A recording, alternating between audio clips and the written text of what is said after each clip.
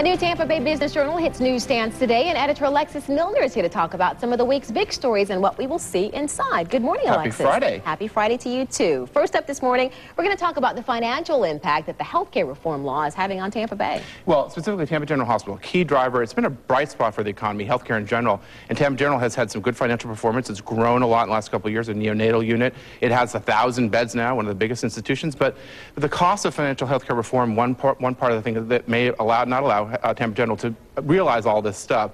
It wants to build a parking garage on Kennedy, a rehab center.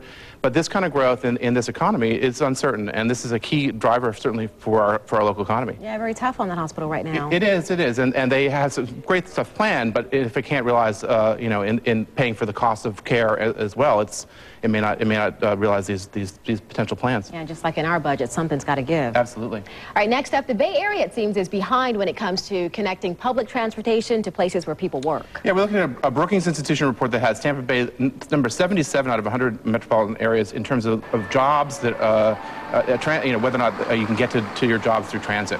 And Tampa comes close to the national average in terms of, being able to live, people working near transit stops. But where it really is a problem is whether or not you can get to jobs by public transportation. We hit a real rough spot. The referendum didn't pass. High-speed rail money went away.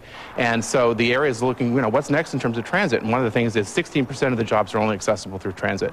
So we're trying to figure out what's next in transit. And it's dialogue. It's trying to figure out how to begin to make connections between the different agencies and that kind of thing. And this report points out some really important potential goals for this community. In order to get a job, you got to be able to get there. That's right, and the communities that work allow transit systems to bring people to jobs, and that's what this area really does need in the future. Yeah, let's hope that gets ironed out. Truly. All right, next up, a really fun story. You talk about the coolest places to work in Tampa Bay. We do this every year. We solicit, the best workplaces for people who spend a lot of time at work, and defining cool is a tricky thing. We've got 6 companies that have open spaces, comfortable, cool, and open. It could be Wii games, but it also fosters communication.